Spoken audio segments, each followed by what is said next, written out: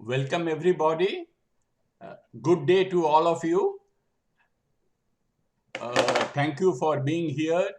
Thank you so much, Maharajji, to be with us. And Maharajji will be speaking he will be giving 2 lectures this Sunday and the next Sunday, because many of us are interested to know about Upanishads, but because of our handicap, we cannot really understand, and also the tenacity and the lack of Sanskrit language. He will make it easily intelligible to us within the shortage of time, whatever is possible. He will let us know. My name is Nirmal Ganguly. I am a volunteer in the Ramakrishna Vedanta Society of Philippines, and now I would, many of you know Maharajji very well. You have, some of you have also heard his lecture in YouTube, but we would like to introduce Maharajji. Swami Tyagarupanandaji joined the Ramakrishna Mission in 1985 and has served at different affiliated centers, namely Ranchi Sanatorium, Vidya Mandir College, Belur, from where he is speaking now. He was both vice principal and principal of Belur College. It is a very happy occasion that he is speaking from the same platform. He also served Devghar Center. He has also taught in Brahmachari Training Center, that is for the initiation of the Brahmacharis when they join the order. It is in Belur. And now he is the secretary of Malda Center, which runs a school. The Swami apart from his very strong credentials and his understanding of the scriptures, religious scriptures, his academic career also has been brilliant. He stood second in MA Economics in 1985 from Calcutta University. He completed his PhD in economics from the Indian Statistical Institute, India, and his research topic was poverty and income inequality. With these words, I would request Udaranandaji to kindly say a few words, and then Maharajji will start his lecture on glimpses of Upanishads, part 1. Udaranandaji Maharaj. Thank you very much, Nirmalda.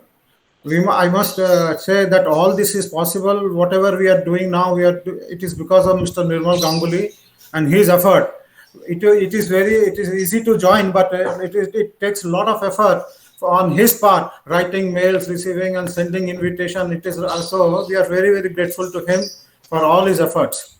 And we are also grateful to Maharaj for kindly giving the second talk, and next Sunday is going to give us the third talk. So we are very grateful for accepting our request and giving us this talk. So today I was telling, for learning Upanishad, earlier it required a lot of preparation. Like if you want to go study medicine or you want to study engineering, you have to prepare, you have to give some examination. Similarly, to be a student of Upanishad, there are many requirements for that.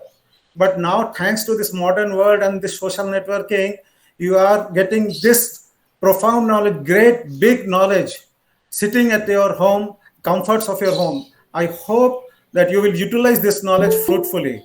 So Maharaj, with my devoted pranam, I will request you to please start. And I hope by your blessing one day will come when I will also stop fumbling and humbling and give a talk. I hope so. I do not know. Because you see that what should the endorsement from the Thakur says, na? That unless we get the endorsement from Thakur, I don't think we can be a speaker. Anyway, by your blessing, maybe one day I will be also one of the speaker in this. But till then, we will continue to enjoy your showering knowledge on us, your presence and showering your knowledge to all of us. And I am sure everybody will get lot of benefit. And another thing is, people should not worry about Sanskrit or anything. Slowly, once they start hearing, slowly everything will become very, very clear. Immediately, it is very difficult for even an expert to understand things. because Upanishad at the end of the day is not so easy to comprehend or understand. But with patience and with perseverance, I'm sure one day will come when everybody will get immense benefit from this knowledge. That I am sure of. So, sorry, I will not give a lecture on a lecture, so Maharaj, please, I will request you to please bless us with your talk. So, I'm grateful to the Vedanta Society of Philippines for allowing me to deliver this second lecture. That is my second lecture, Glimpses of the Upanishads. So many of the persons who are engaged in organizing this lecture are personally known to me. All the listeners, I welcome all of you for patiently agreeing to listen to this discussion. In fact, as you mention the word Upanishads, this sometimes appears to be somewhat frightening to many, because there is a hidden understanding that the basic texts of the Upanishads are in Sanskrit. I think some of the listeners are also from Philippines. So just to get a hold of the discussion, I could discuss a point from Swami Vivekananda, who had started the Ramakrishna Mission way back in 1897.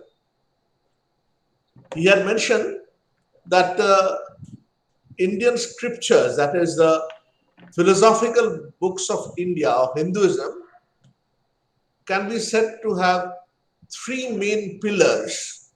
Just as a building is the foundation of a building is properly constructed with the help of pillars, similarly the Hindu philosophy or the Indian philosophy can be said to have three pillars. So this Traya, the first one is the Upanishads.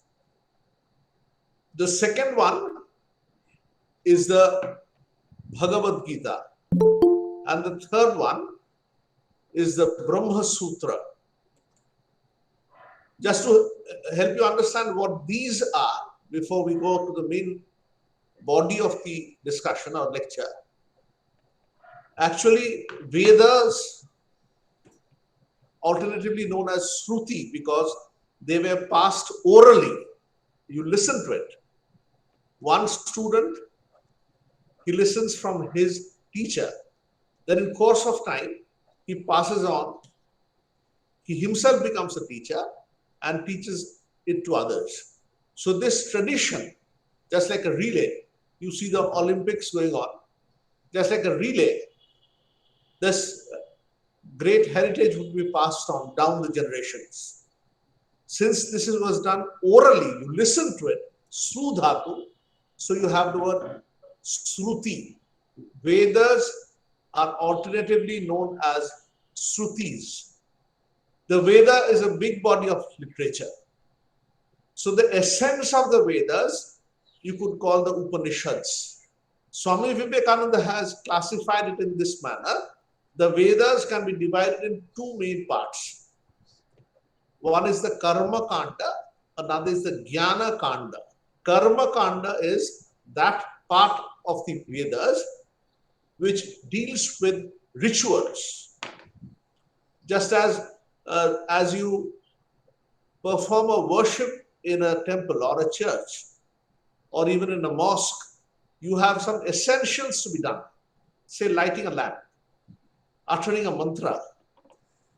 So these ritualistic part has been discussed in the Karma Kanda, or even doing a sacrifice. But the other part, where you discuss philosophy, you discuss the unknown, you discuss God whom you haven't seen with your eyes, and how such an unknown entity, he or she winds the world, meshes the world together, and creates a universe that you comprehend, you understand, you listen. So that part, the philosophical part, has been dealt with in the Upanishads.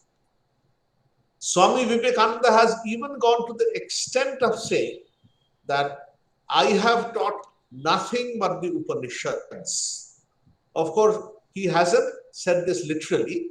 What he meant was that, especially in the West, the message, his teachings were mainly from the Upanishads.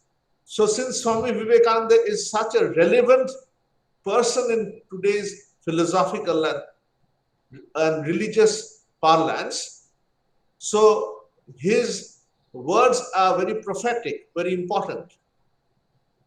So Swami Vivekananda, when he speaks or when he discussed the ideology of the Ramakrishna Mission, which he founded in 1897, he said his basic motto was practical Vedanta. Vedanta, which largely has a philosophical bent, has been suited to the times, as it were, made it practical, that is, made it for the times. So you see, Upanishads has been, as it were, tailor-made or made suitable for the current times.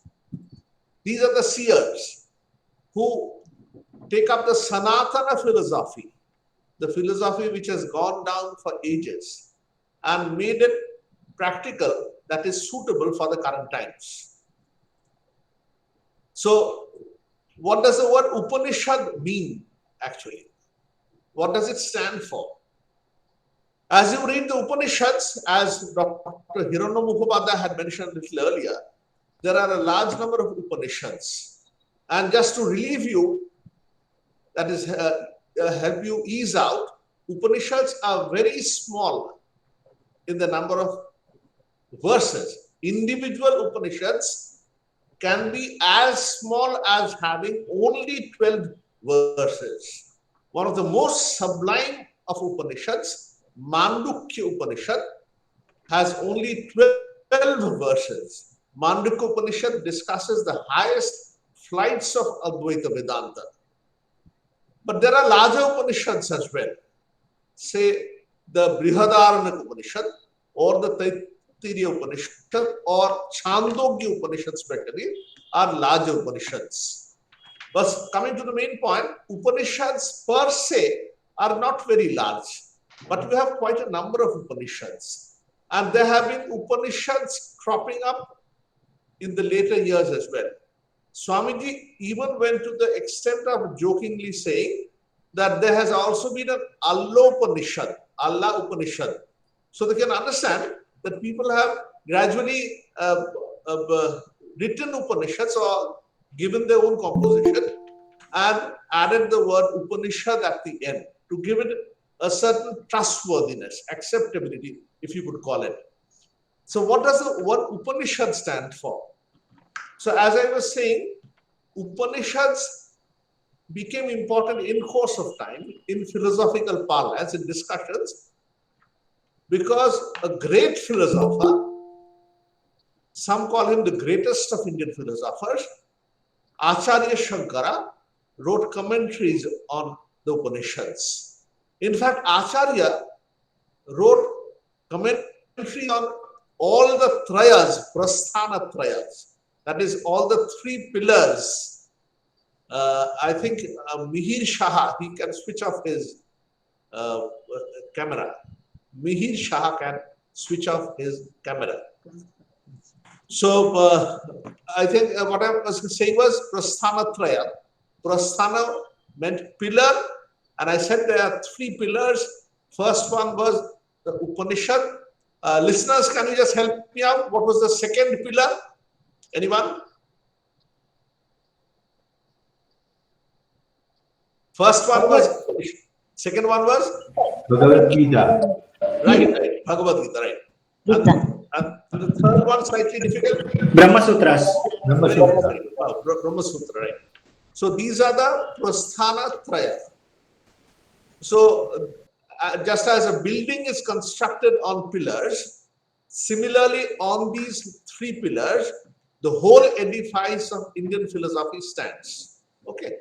So on these three pillars, on all of them, Acharya Shankara has written his commentary. To clarify about the time period, Shankara wrote his commentaries at a much later period as compared to the original texts. But so important, so grave are his commentaries that literally you cannot imagine studying the main text without his commentaries. Why are they so important? Because these texts have been written long back. Could be 5,000 years, could be 4,000 years. It is even difficult to trace the time. Because any composer, any poet, any writer naturally is influenced by his or her time, isn't it? So because Upanishads have been written over a number of years, if you want to understand their relevance, their significance, you have to go back to that specific time. Naturally, it won't be easy.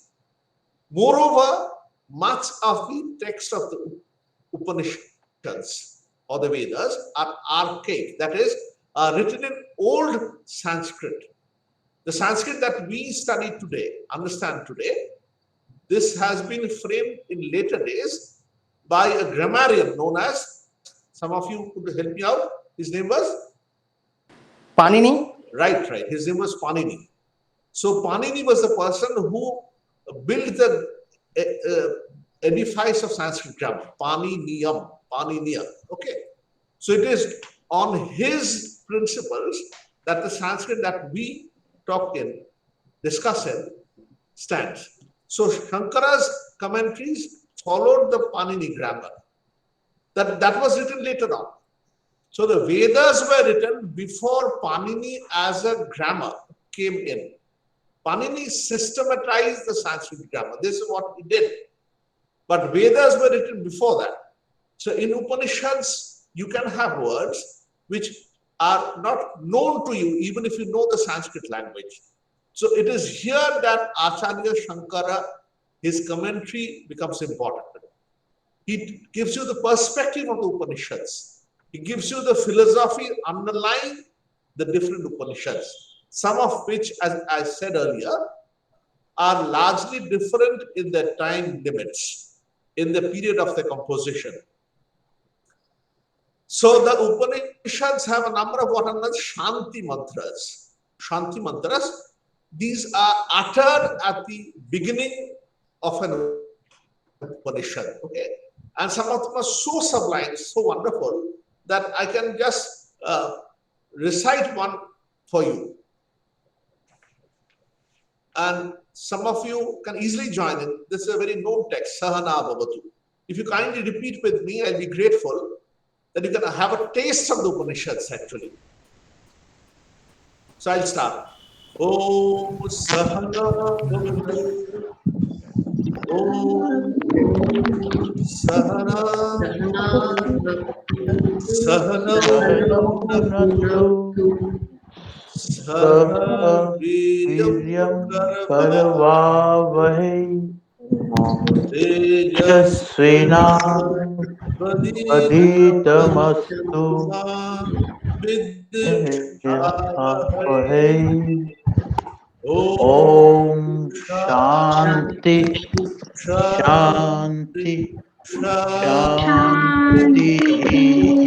Om. Yes, I suddenly remembered in the Google Meet, probably different audios all can't be played together. You have a That's true. mixed, the voices get distorted. So I clipped it down. Okay. So just getting to the meaning of the Shanti mantra, it's an oft-quoted Shanti mantra. Okay. So Saha Nau Avatu. The first line says, Saha means together. Nau means both of us, all two. Avatu means to protect. So the teacher and the student both are praying together, leading to the Almighty. May you protect both of us, the two of us. Saha Nau Bhunaktu.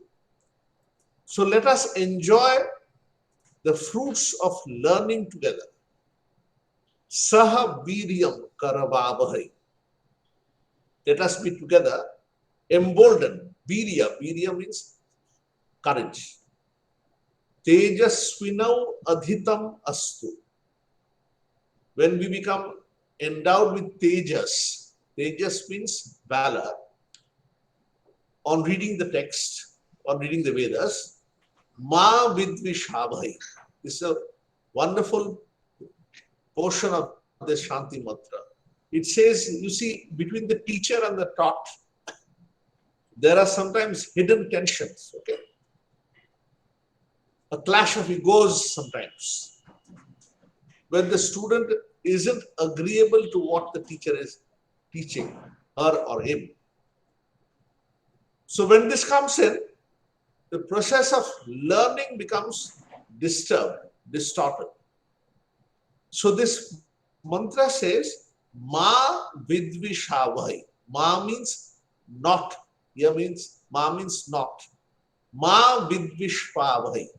May we not have viddesha. Viddesha means having hatred towards one another.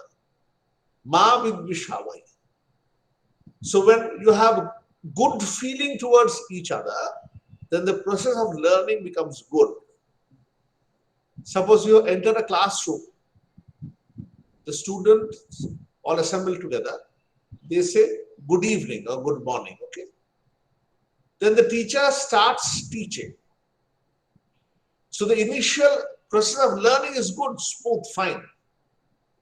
But as he or she goes into finer topics, more difficult topics, and sometimes even checks out on whether the student has understood properly, gives him a question, examines him or examines her, then gradually the spark comes in, spark.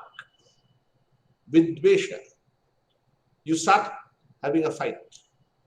When this comes, then learning cannot be smooth. The process of learning, it gets jarred, it gets interrupted. So the teacher and the taught, that's the student, both of them, they as it were pledged together that let us not have vidvesha towards each other. You must have seen big athletics meet, okay? Before an athletics meet, normally, people take a resolve together that may the athletics meet go on smoothly. Let us all obey the rules. Listen to what the judges, umpires are saying. This is just a reminder that you don't lose your temper while competing, okay? You have a big event going on now, Olympics. Similarly, during the process of teaching also, or rather at the beginning, the teacher and the student are taking a resolve. Ma vidvishavai. So remember, here the teacher is not standing on a higher pedestal. He or she is standing on the same platform as the student is. They together are praying. So this is a Shanti mantra from the Upanishads. What does the word Upanishad say? Upanishad normally stands for a text, isn't it? Just as the Bible stands for a text. The Quran stands for a text. Interestingly, Swami Vivekananda has observed all the major religions of the world are characterized normally by one single text. They are known by their main text. Say, Christianity is known by the Bible. The Muslim religion by the Quran. But as for Hinduism, there is no such unique text. Or rather, there are a number of texts which can be considered to be very holy. You can say that the Vedas or the Upanishads are important, but then there are others also. Just as I mentioned, Gita is also important, or the Brahma-Sutra is important. So, in the Hindu religion, you do not insist too much on a single text, or rather, you tell that knowledge can come through all these texts. Upanishads is the first of the three pillars. Acharya Shankara says that take the derivative of the word Upanishad. It comes from the root word sad, Upanishad, sad. The root word sad, he says, see his wonderful analysis, he said, the word sad can mean destroying, loosening. So as you study the Upanishads, then your tremendous attachment for the world would be loosened. You're clinging to the world, considering that your wealth, your relatives, your titles are important, while ignoring the presence of God or Almighty, or whatever you call it. There is a world beyond what you see, hear, feel, touch, known as the Atindriya. Sometimes in our foolhardiness, we deny such a world. We only consider the empirical world to be reality. So when you loosen this up, when you broaden your language, broaden your understanding, this is what Upanishad does. Shankara says, by reading the Upanishad, your perspective would change. Your understanding of the world would gradually improve. Okay. So let me start with one of the stories of the Upanishads. Okay. So this story relates to a young boy known as Nachiketa. So this young boy, his father, he was performing a sacrifice. The young boy, he goes up to the venue of the sacrifice and then looks around. Before the sacrifice, the father had taken a pledge that he would give away all his belongings, all his wealth. Nachiketa started watching what actually was his father giving away. He observed that his father was giving away cows which were old,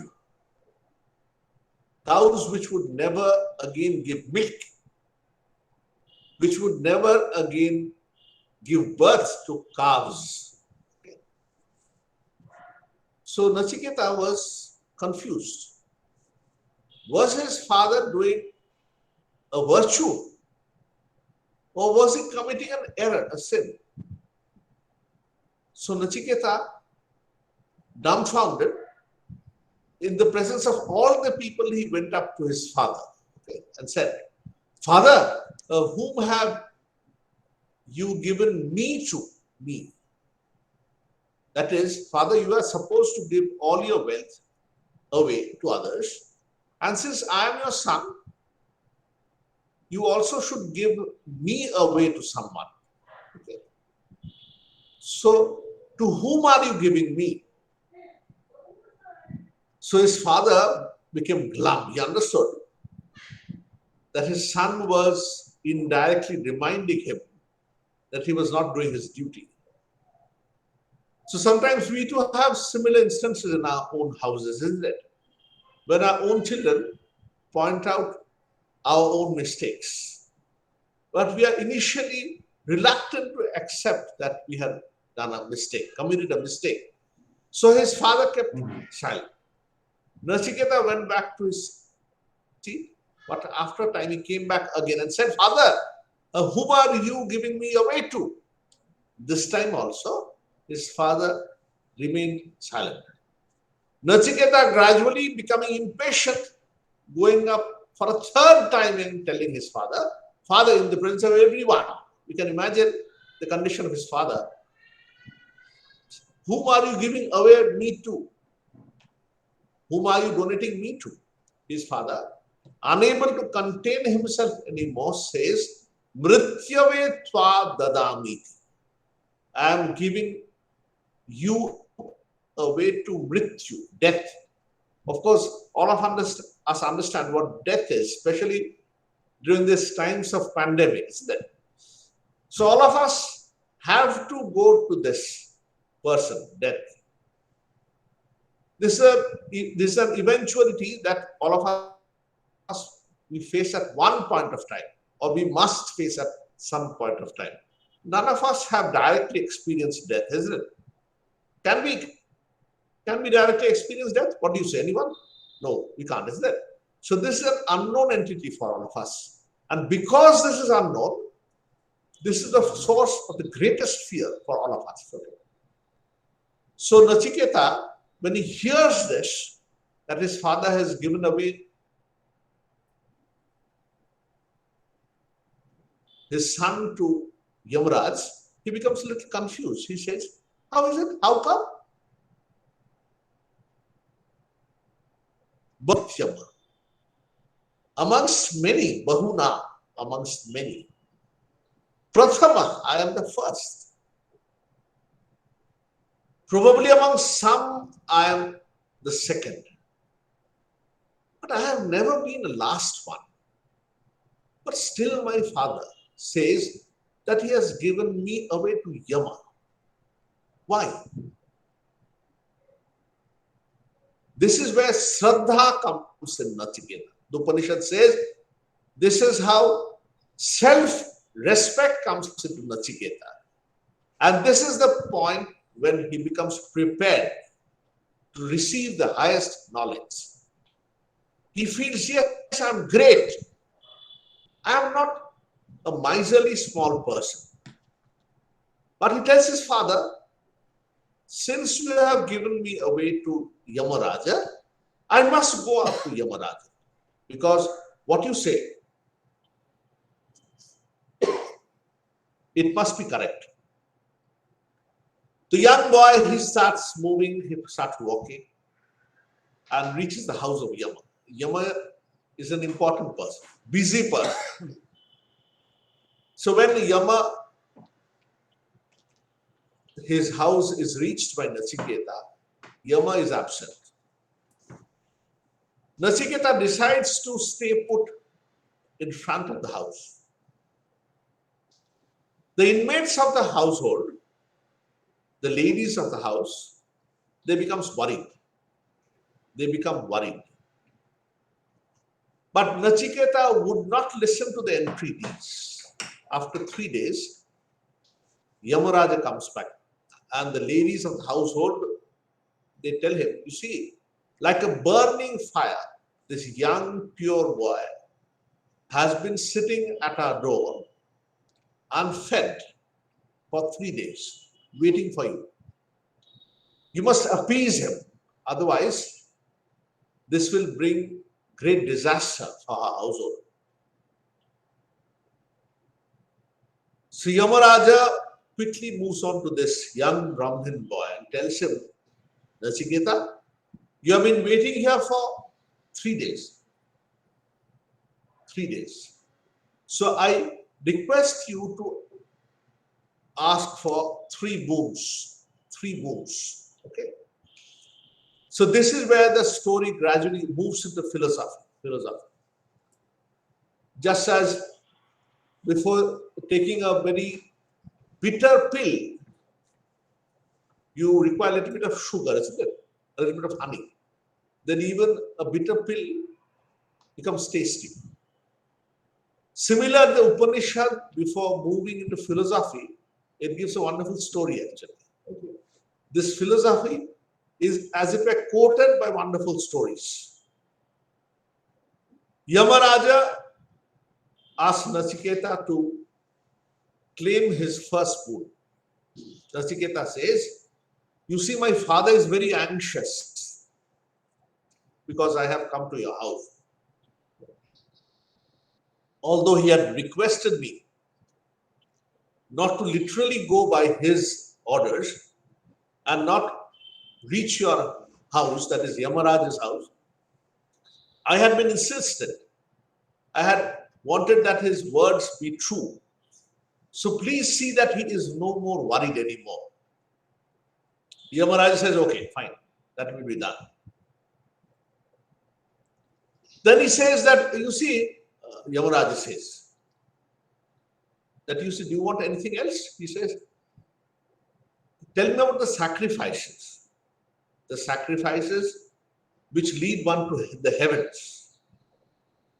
So the Yamaraja tells him about the sacrifice. And Nachiketa, such an attentive student, he repeats the mantras with such dedication that Yamaraja becomes highly pleased with the student. The crux of the Upanishads is the third boon. Third boon goes thus. It says, Nachiketa, he asks the third boon. He says, you see, many people die. Some say that at the end of the death, when death comes, then there is nothing beyond. Nothing beyond. After death, after the body is burned, or after it's cremated, there is nothing which stays back after this. But some say, interestingly, that something remains even after this. Since you are the God of death, can you tell me what is the truth? Normal human beings, as all of you are, like I am, none of us have experienced death. Similarly, like Nachiketa, putting ourselves in the same boat, we also have the same question, as it were. What happens when the body dies? For whatever reason, you could have a disease, you could have an accident, or even probably someone could have committed suicide as well. After the body perishes, thereafter, is there an entity which lingers on? This was Nachiketa's question. Why was this a philosophical question? Philosophy is that which asks question about the unseen, which you don't or can't test empirically. You can't measure, you can't weigh,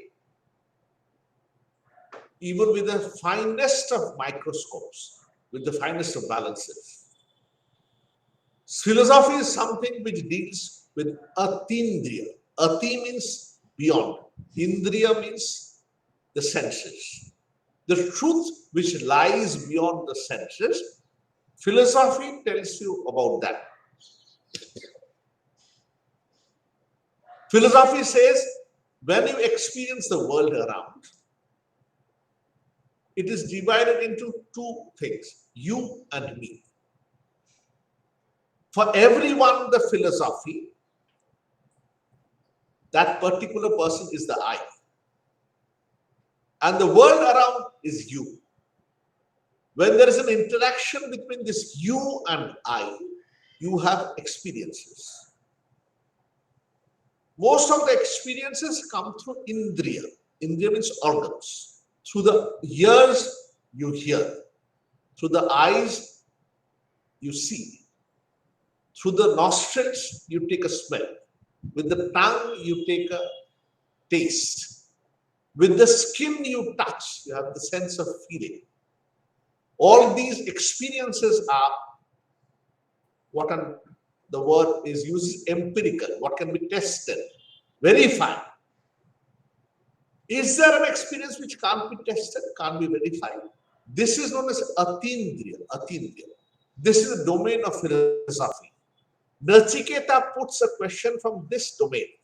He asks Yama that, well, after the body perishes, so that you can't have experience anymore directly, what happens thereafter? Is there an entity which carries on? Is there something which you can tell that it takes the impressions of this body and moves away to another body? So Nachiketa, this question, Yamaraja is reluctant to give the answer to this question. He says, you see, Nachiketa, you're a very young boy.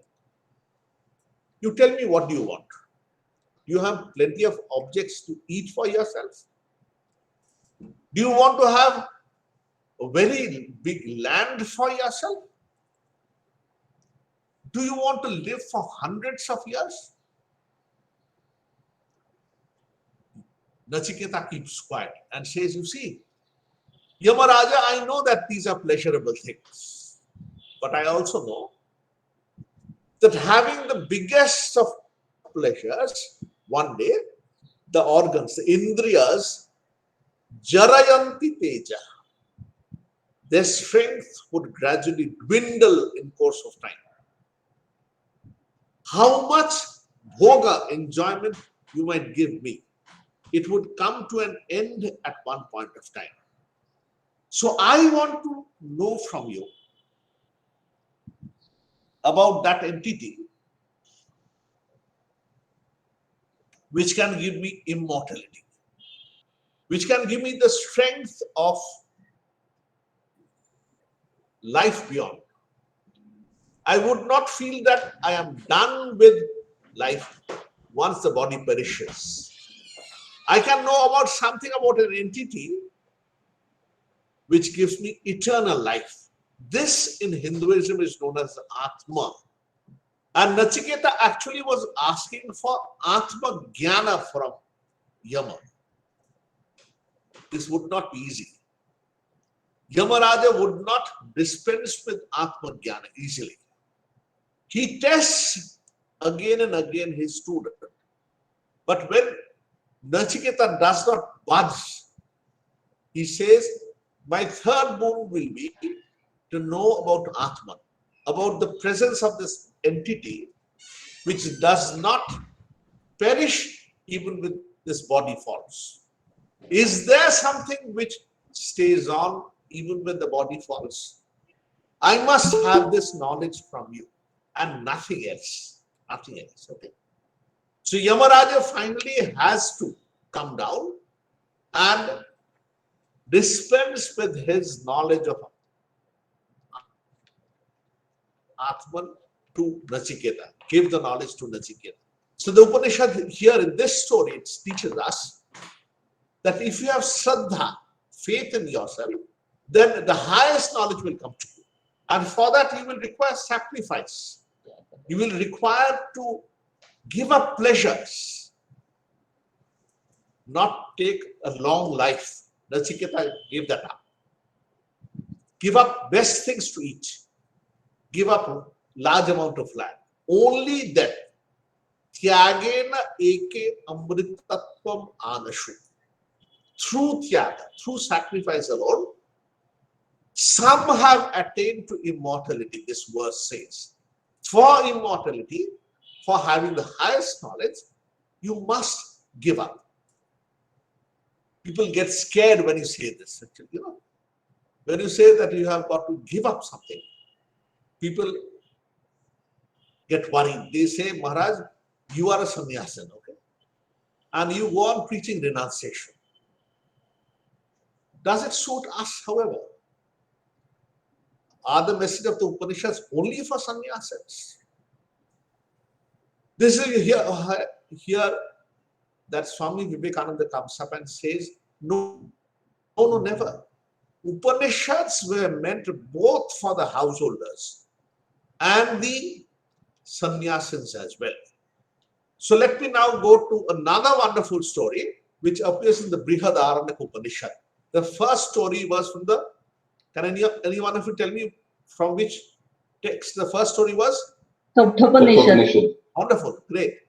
Katha Upanishad, okay. And the second one that I would narrate is from Brihadaranyaka Upanishad. It is considered to be the finest of Upanishads, I tell you. Huh? So this is actually in a dialogue form between a king and a sage. The name of the king is Janaka and the name of the sage is Yagyavalkya. So Yagyavalkya, he had come to the court of Janaka once. So Janaka had received a boon from Yagyavalkya earlier that he could put whatever questions he wants to. just as we would also have a question and answer session at the end of this lecture. I hope you won't put very difficult questions for me. But Yagyavalkya had given such a boon to this king Janaka. The Upanishad says, Kama prashnam eva babre. Kama prashna means whatever. Kama means desire. Prashna means question. Whatever question comes up in his mind, he can put that question, Yagyavalkya. This itself is a boon, because this is a key to having a knowledge. Okay. So as soon as Yagyavalkya arrives in the court of the king, Janaka starts putting questions. Question and answer session. He starts putting questions. He says, you see, oh holy sage, you see men, women, they are moving around, talking to each other, indulging different works. For this, what light is there helping them out? Yagyavalkya says, well, the light of the Aditya is there. Aditya. Janaka says, okay, fine. When the sun sets, even then, people go on talking to each other, engaging in different kinds of works. Then what light helps them? The sage says, well, it is then that the moon helps them do their works. Well, when the moon even sets, that is, the sun is gone. The moon is no longer visible as during a dark fortnight. Okay. What happens then? He says, well, when the sun is not visible, the moon is no longer there. Then the fire is there, fire burning. It helps people engage with each other, take food, talk to each other. Janaka goes one step ahead. Kama prashna. He can ask whatever questions he wants. He says, well, even when the fire is extinguished, gone, what happens? Sun is not there. Moon is no longer there. Sun is not there. Moon is not there. Fire is not there. What happens? The sage says, well, speech is there. Speech. When there's pitch darkness, even then, one person says to another. What does he say? He says, I am there. Words thus bring knowledge. Bring knowledge. The sun does not give light anymore. The moon is not giving light. Even the fire is not there. But vak, speech, it is giving you knowledge. Janaka goes one step ahead and says, but even if speech is no longer there, sun is not there, moon is not there, fire is not there, even then if a person is not speaking, what happens? The sage then says, well, then the recognition that I am there is there. What is that? There is no external light whatsoever. Not the sun, not the moon, not the fire, not even the product of your indriyas, the speech. Even then, you feel for yourself that I exist. I exist. This Atma Jyoti is ever present. Atma Jyoti. For having Atma Jnana, you need not look at temples, churches, mosques, in idols, in pictures, in symbols. You exist. That is there. That is the great fountain of knowledge. This is where vichara, discrimination, logic takes you. Just as for an onion, Sri Ramakrishna would give this example. As you peel the different layers of the onion one by one, outer layer, then the inner layer, then the still inner layer, as you go deeper and deeper within your own personality, you discover more and more and finer shades of your own being, of your own self. And finally, you reach up to that sheath, that layer, which is the Atman. The Upanishads, another Upanishad, the Taittiriya Upanishad, it discusses the different kosha. The word kosha literally means the layer, the sheath. It says, you see, the grossest of kosha is the Annamaya kosha. That you see, the skin, that the doctors normally deal with. If you do not take food for a whole day, you feel uneasy, isn't it? Not only that physical frame of yours is disturbed. It even causes restlessness of your mind as well. This is the Manomaya kosha. After the Annamaya kosha layer, the food layer, you have the intellectual layer, the Manomaya kosha. Upanishads similarly discover, gradually peel out the different layers of our personality. The Annamaya kosha, the Manomaya kosha, the Vijnanamaya kosha. What is the Vijnanamaya kosha? I can give you an example. It can help you understand. Suppose you are a person who have training in computers. Okay? You know what a flat screen computer is and what the earlier PC is, personal computer. You know what a hard disk is. And you know also how the printer connects your hard disk and you have a print out. You enter an office, you look around, you see different things. You see the furniture, you see the person sitting at the table, you see the pictures hanging from the wall, on the wall, and then your eyes fall on the computer. As your eyes fall on the computer, you recognize the computer.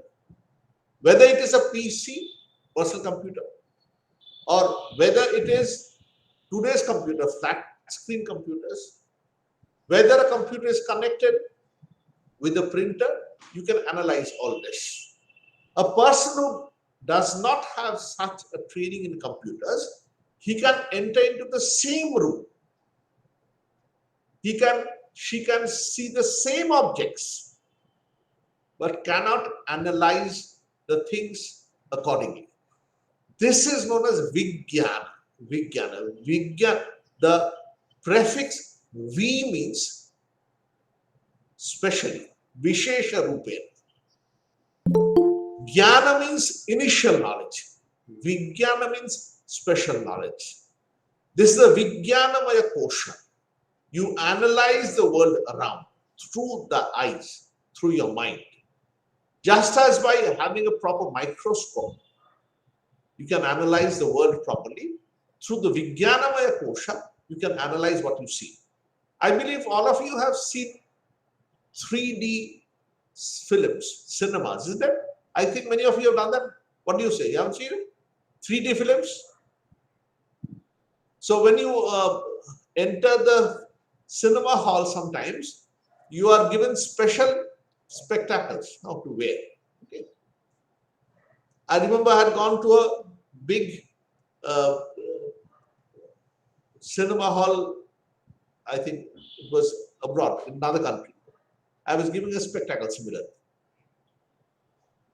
Then I saw that the characters, as it were, coming up very near me, all three-dimensional.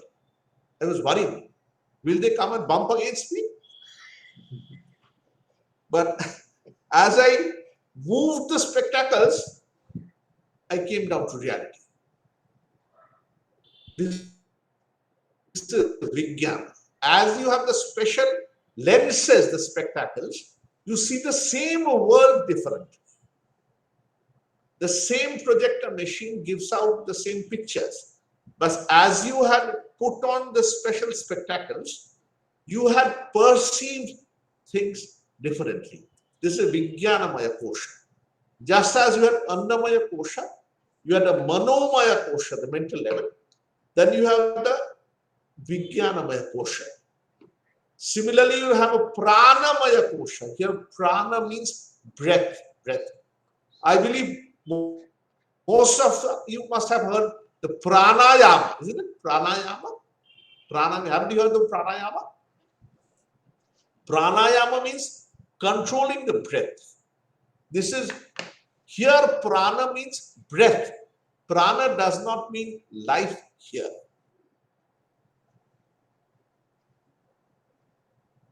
Pranayama means what controls the breath. How you inhale, take it. How you exhale, that is controlled by pranayama.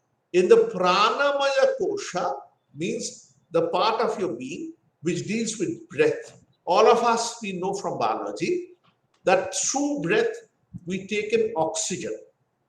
This mixes with the blood and helps us in digesting food. So prana is a very important part of our being. Just as the Annamaya Kosha is, just as our mind is, just as our education which helps us in discriminating, Vijnanamaya Kosha is, similarly this Pranamaya Kosha is. And finally you have the Anandamaya Kosha, the finest of our being. When you have the very source of knowledge, then you reach up to the Atman, as it were. All these external layers, they fall off in course of time.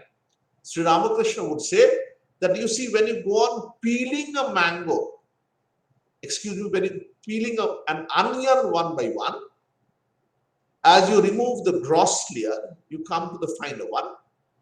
As you go still deeper and deeper, finally, as it were, he says, somewhat jokingly, finally you have no layer at all. It becomes shunya, anirvachani. That can't be described. Similarly, when you go to the finest of your being, you reach up to your Advaita being, Advaita, where things are not comprehended by the senses. The external things were all based on dualism. Dualism is where you have a seer and an object of seeing.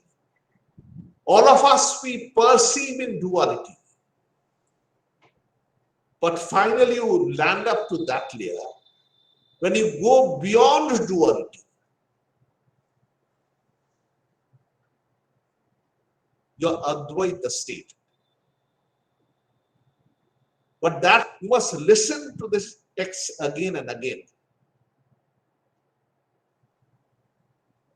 This is known as cogitating on the Shravana Manana. Then you have Nididhyasana. You have to delve deeper.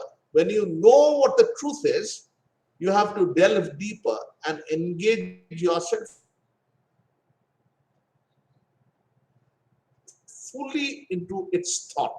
When you can undertake all these steps, the truth of the Upanishads would gradually reveal itself into your mind. Acharya Shankara says, your body and your mind is like a mirror. It hasn't been cleaned for a long time. By proper understanding of the text, by doing proper Shuddha Karma, pure works, unselfish work, these mirrors would be cleaned, as it were. These mirrors of the body and the mind. And then the Atman would reveal itself like the sun, which is effulgent, cannot be seen properly if your mirror is dirty. But it bursts forth in its full light when the mirror is clean. It's pure. Similarly, when the body and the mind is pure, the Upanishad says, then the highest knowledge can be revealed in your body, in your mind. Sri Ramakrishna, Ma Sarada, Swami Vivekananda were great knowers of Brahman. But you yourself, the Upanishad declares, every one of you can similarly reach up to that Brahman if you make your body and mind pure. This, in essence, is the message of the Upanishads. My time is almost over, so I would now bid adieu and leave the session for questions and answers to Nirmal Babu, so that he can moderate this session. Nirmal, with your permission, can I ask a question to Maharaj? Sure, Hiranya, please go ahead. Okay. Maharaj, I have a very trivial question, not getting into the deep philosophy of the Upanishad. If I have understood you correctly, Upanishad deals with the second part of each Veda, that is Gyan Kanda. If I may be wrong, but each Veda two part, as you said, Karma Kanda and the Jnana Kanda. So each Upanishad, so every Ved, suppose there are every Ved second part has a corresponding Upanishad, and second part of every Ved is explained in several Upanishads. So that is my first question, to understand the very trivial issue, that what is the relationship between Ved and Upanishad? Why there are so many large number of Upanishads but not that many number of Vedas? So if you can explain that by giving us the exact number of Ved and Upanishad, what does Upanishad deal with the second part of, and is there one-to-one corresponding between the each Veda's second part and one particular Upanishad, and the each Veda's second part is corresponding to several Upanishads? That is my first question, very trivial question. Second part is, Maharaj, I want to understand all the Upanishad in one form or other deal with the third question of Nachiketa. Would I request you that I can answer the first question, then we can move to later questions again. Okay. So that you give others also a chance as well. Okay. That's it. So, as to the first question, actually, when we had read the Upanishads in our earlier days, I remember when I was in the training center that all of us, we have to go through in the Belur Mutt. For 2 years, when in white clothes as a brahmachari, we have to stay in the training center and study these texts deeply. So, one of the smaller Upanishads is the Isha Upanishad. It's only 18 verses. Okay, 18. The language of the Upanishad, Isha Upanishad, is also oldish. You have some words that do not follow the Sanskrit grammar of Panini, as I discussed at the beginning of my lecture. So I remember I went to the main body of the Vedas and looked up the Upanishad. Then I was surprised to see that it is not that one Veda, the first part deals with Karma Kanda and the later part deals with Upanishad. Another synonym for Upanishad is Vedanta. Vedanta means what comes at the end of the Veda. Anta means end. But here actually it means that the Upanishad deals with the essence, the philosophy of the Vedas.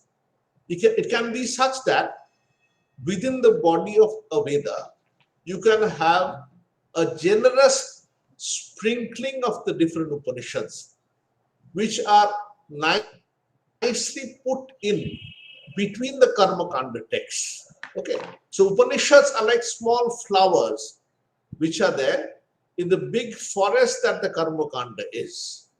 Swami Vivekananda says that if 2/3 of the Vedas is Karma Kanda, only 1/3 is Upanishad or Vedanta.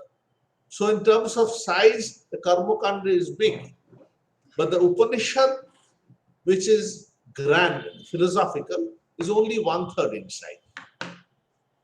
I hope Hirana could give some answer.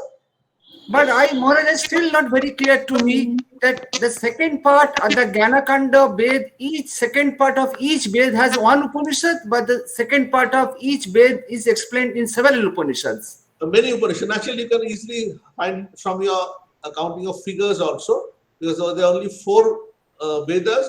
You have more than 120 Upanishads. Isn't it? Yeah, that is my first question. Yes. Swami, I'd Now- like to ask a question. I'd like to ask a Yes, question. yes. Yes, Srimati Mukherjee, professor, I know her well. She is from Presidency College, Presidency University, rather. Yes. Yes, Swami, you mentioned the Brihadaranyaka Upanishad. First of all, your lecture was brilliant and very, very moving also. T.S. Eliot in The Wasteland makes liberal use of the Brihadaranyaka Upanishad when all the answers offered by Western civilization have failed, because this is the post-World War I Europe that he is, portraying in that poem. He says, "Thus spake the thunder," and he reverses the order of Datta, Dadvam, Damyakta. You will be able to explain that much better than I. But he uses these 3 words, and funnily enough, you have Shanti opening the Upanishads, Shanti prayer, and in this particular poem, it's a huge poem. It ends with Shanti, Shanti, Shanti. So I just wanted to make that observation.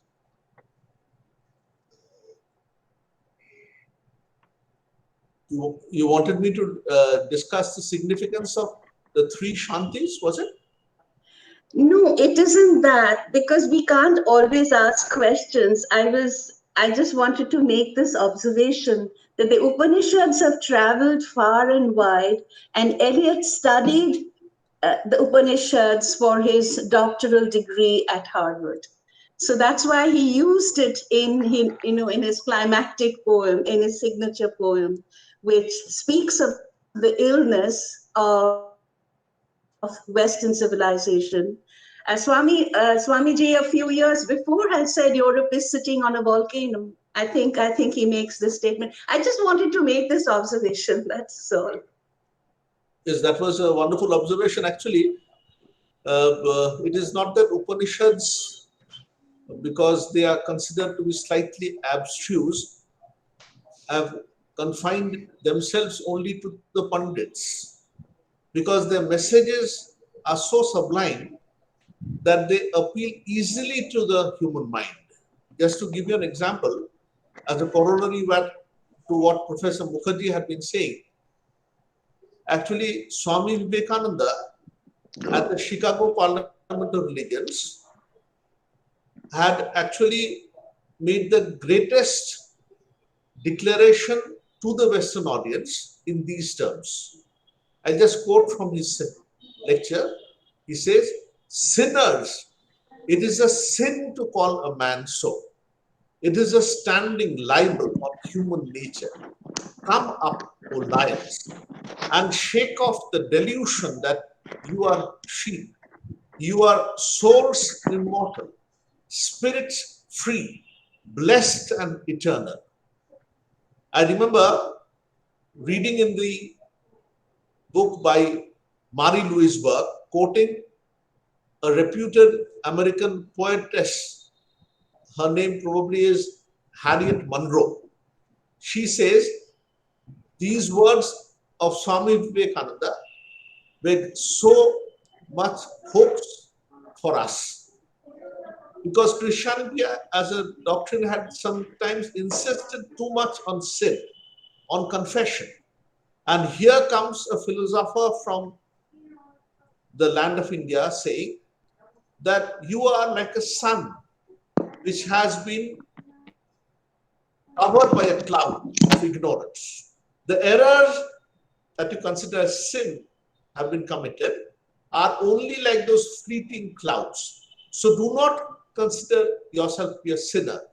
The words are thus, sinners, it is a sin to call a man so.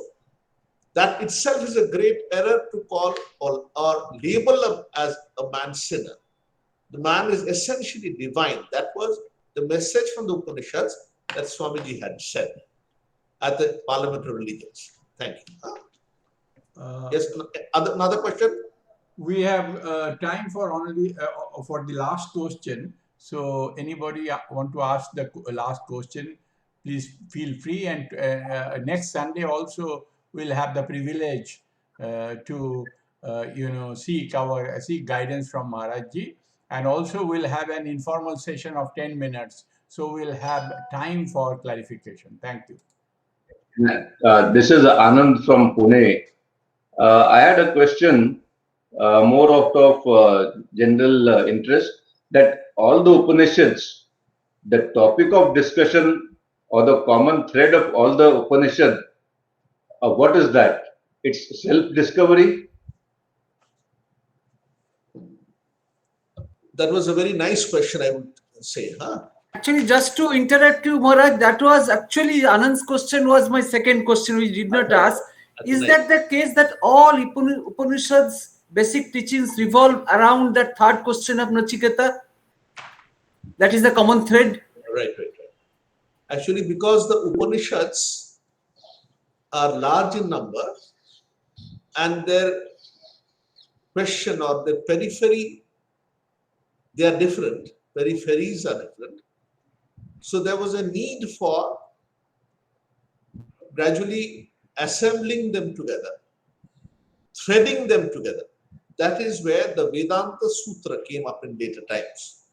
Because the Upanishads were written across different ages, so their language, their bhava, their main center of discussion, they would differ often, sometimes. So it is there that you have great persons like Shankara or Swami Vivekananda in this age. They point out to the essential message to the Upanishads is, Swamiji says in one place, the Upanishads bring out the essential message of Abhaya. Abhaya means fearlessness. It tells you that you are not the body, you are not merely the body, merely the mind, but you are beyond that. The limitations that you see all around, sometimes you feel that the surroundings would crush you down. The obstructions around, they would crush you. They would pulverize you. But he says, no, don't be afraid. You have great strength within you. That is what the Upanishad says. The Upanishads, they can differ in their stories, but the essential message would remain. Swami Vivekananda says that don't be afraid. The whole mine of strength is within yourself. You do not have to look up at the barrels of the gun. You do not have to look up at scholarship. You do not have to look up at jingling of words to assert your supremacy, your strength. They lie within yourself. And that is where you have to seek for. For that, you must have some discipline within yourself. The different stories of the Upanishads, the different teachings by the different teachers of the different Upanishads take us towards that center, that the whole strength lies within you. You do not have to look outside. In fact, one verse from the Kathopanishad is so wonderful. I resist the temptation of quoting from that. In English, it would run thus. It says, like a poet, the Rishi says, you see, when God created the human being, he put the different organs in his body, the eyes, the ears, the nostrils, and after putting the organs, he ordered them, look outside. Paranchi Khani. So what can be done? The organs only look outside. They only look pleasures from outside, look for pleasures in the outside. But are there no exceptions? Are there no one who crossed over these rules? The Rishi says, yes, there are. There are some who close their indriyas and look within. As you look within, you discover a big world, a wealth of knowledge, a mind, a treasure of strength. So the message of the Upanishads would be that the whole power that you seek can come from your own personality. You yourself are a great mind of strength. Don't be depressed. Don't be overcome by the obstructions around. You can look for your solutions within yourself. You go up to your teacher. You go up to the God in the temple. You look up to the politicians. You look up to the doctors. They are secondary. You yourself are the final mind of strength. This is what Upanishad says. The different Upanishads, they could vary in their stories, in the kind of teaching, but they all point out towards this truth. Okay, thank you. Thank you very much, Maharaji, for such illuminating and insightful explanations. And informal session also will give little more opportunity, and also next Sunday's discussion. So now we have 1 minute for the members to say pranam or greetings or namaskar to Maharajji. Then Hiranya will give vote of thanks. Thank you. Pranam Maharaj. Pranam Maharaj, it was an excellent lecture and I really enjoyed. I'm looking forward to next Sunday. I think the better assessment would be when you go back to your own chambers and calmly deliberate on it. When you are live in the session, always naturally it would appear to be very grand and wonderful. But after it sinks gradually, you would understand how fruitful it becomes. No, you're an excellent speaker. Then it would be good. Thank you. Now I would request Hiranya to kindly give vote of thanks. Yeah, what can I say? I can only say thanks from the bottom of my heart. As I told first lecture also, I know Maharaj since 1983. When we were students together, this is something I just wanted to share. So many questions, many doubts still in my mind, but hopefully next session I can ask some more questions and some doubts will be cleared from my mind. But thank you again, Maharaj. It's a wonderful lecture, beautiful lecture, and as you said very rightly, all of us have to think about it very deeply and quietly, and then only try to understand the basic message and essence of Upanishads. Thank you again, Maharaj, from all of us. Some have also sent their own written messages. I'm also grateful to them also. While some have expressed themselves orally, some have also written out their messages. So all of you kindly be present for the next lecture also, so that we can have a continuity of the discussions. Okay. Yes. Thank you, Maharaj. We are beholden to you, Maharajji, for such a delightful discussion and such a very insightful talk. And we have a lot of mine house of information and guidance in the next Sunday. And so I would request all the members to kindly wait. Maharajji has been gracious enough to give us 10 minutes of time for informal discussion. But please now give me 30 seconds for enabling me to stop recording, and then I'll come back for the informal discussion. Thank you very much.